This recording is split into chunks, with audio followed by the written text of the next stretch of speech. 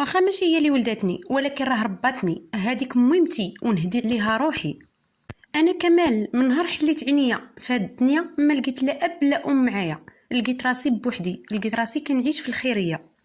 حليت عينيا في واحد السيده اللي كانت كتقابلنا تم، كانت من اطيب خلق الله، كان اسميتها خديجه. خديجه كانت تتعامل كاع الوليدات احسن معامله، ولكن انا كانت تتعاملني واحد المعامله خاصه اكثر، كانت تتعاملني اكثر من ولدها. خديجه ما كانش جاب ليها ربي الولاد، كانت بغات تبناني واحد الوقت، ولكن الزوج ديالها ما بغاش. بقينا هكاك حتى ولات عندي 14 سنه. فاش ولات عندي 14 سنه وقع واحد المشكل كبير بينها وبين الزوج ديالها وطلقت منه. وبما ان الدار ديالها ودايرها من عرق كتافها، ما شاف غير هز ساكو وخرج مشى في حالته.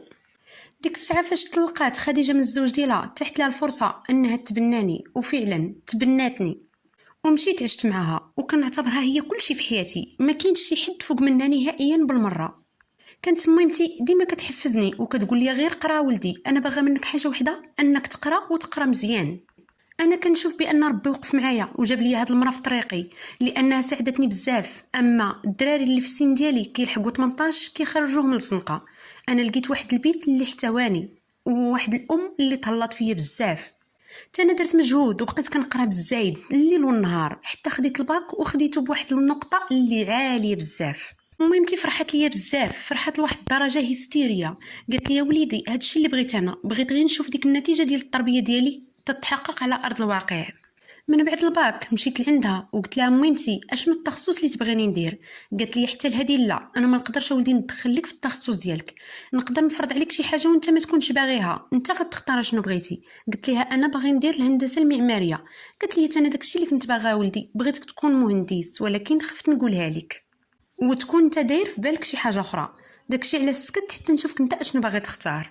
فعلا دخلت لكليه الهندسه وبقيت مع الامور، واخا كانت القرايه شويه صعيبه بزاف، ولكن تقاتلت حتى جبت داك الدبلوم ديال الهندسه وخدمت مهندس وليت بخير وعلى خير. وليت بطوموبيلتي وبداري، واخا بداري ما عايش فيها، عايش مع ميمتي، وما عمرني كنت ناوي انني نتفرق على ميمتي نهائيا.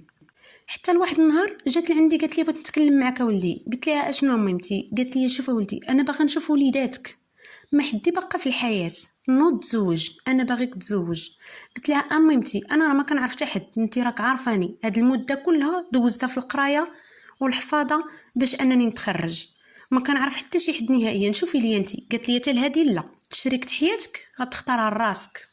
تعرفت على واحد البنت في الفيسبوك وبقيت كنهضر انا وياها، بنت ليا بنت محترمه، بنت دارهم بالزيف ديالها وداخله سوق راسها. قلتها لامي، قلت لها راه كاين واحد البنت راني تعرفت عليها، الا بغيتي تمشي وتشوفيها معايا. داكشي نيت مشينا لعندهم الدار وصدقوا الناس الله يعمرها دار، وفعلا كملات الامور بخير وعلى خير وتزوجت انا وياها. فاش تزوجت انا كنت ناوي نسكن مع ميمتي، ولكن امي ما بغاتش، قالت لي لا، فاش كنتي غير انت بوحدك ماشي مشكل، ولكن هذيك بنت الناس خليها تبقى عزيزه عليا ونبقى عزيزه عليها. الثقه راه ولدي راه زين، انت عندك دارك سير ديها لدارك. جاتني صعيبه انني نتفق مع ميمتي، ولكن مع ذلك مشيت لداري. واخا مشيت لداري ميمتي كنت ندوز عليها شي 3 المرات في النهار، لانها كانت شي حاجه كبيره في حياتي هذيك السيده. نهار على نهار دازو شي 3 سنين، مراتي بحال ولات كتهزها الغيره من الام ديالي، ولات ديما كتقول لي واش انت ديما دايز لتما، واش ما يمكنش، واش كل نهار تطرقها. انا واخا كتبقى تنقول هكاك ما كنديهاش فيها، كنديرها بحال ما كانش، نقول لها هذيك راه ميمتي، ولا تركت غير امي، انا راه ما كنت عمرني كنت نتخيل انني غادي نعيش بلا بها. حتى لواحد النهار زادت في المشاكل كتر، وهي تقول لي واحد الكلمه اللي خلاتني انني مرضت من جيتها. قالت لي ما عرفتش راسي واش انا اللي مزوجه بك ولا هي اللي مزوجه بك، هذيك كتبقى غير مرا وتبناتك، هذيك ماشي امك. ما عجبنيش الحال وضرني خاطري بزاف على ديك الهضره اللي قالت لي، وقلت لها شوف بنت الناس، هضره وحده غنقولها لك، هذيك المراه وهذيك السيده كيف ما كتسميها انت، هذيك هي الام ديالي ورقم واحد في حياتي، بغيتي يا بسم الله، ما بغيتيش اللي عجبك. تخاصمنا فيها شحال وانا ما كنهضر معاها وهي ما كتهضر معايا، حتى تراجعت نفسها وجات طلبت السماحه، وقلت لها هذه اخر مره غتكون، ولا لا عاودتيها راه غادي تكون الفراق بيني وبينك. واحد النهار قالت لي غادي نمشيو عند ميمتك، مشيو ندوزو معاها واحد الساعتين، انت غادي دوزني عندها. وفعلا ديتها ودوزتها لعندها ومشيت انا لخدمتي، على اساس حتى تنخرج ونطرقها من تم، حتى تنتفاجئ انها اتصلت بيا وقالت لي راني مشيت للدار.